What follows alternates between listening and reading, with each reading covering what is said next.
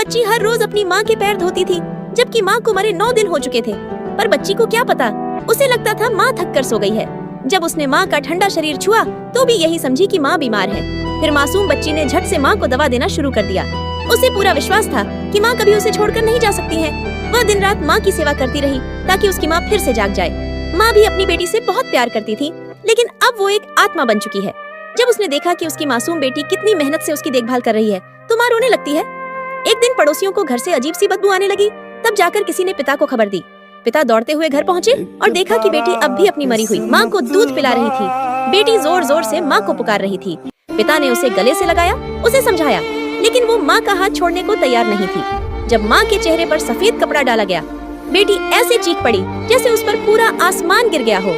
माँ की लाश तो उठा ली गई, लेकिन माँ की आत्मा अब भी बेटी के साथ ही थी। उसी वक्त बच्ची ने एक बातचीत सुनी। किसी ने कहा, लिंग पर्वत पर एक जीवित भगवान है, जो भी सच्चे मन से प्रार्थना करे उसकी हर मुराद पूरी होती है। माँ को वापस लाने की उम्मीद में रात के अंधेरे में बच्ची चुपचाप मुर्दा घर पहुँची और अपनी माँ की लाश को चुराकर निकल पड़ी।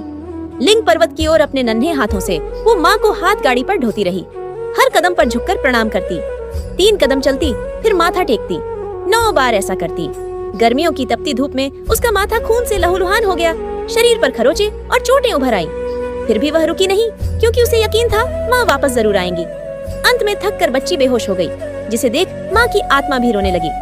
पार्ट 2 के लिए कमेंट करें।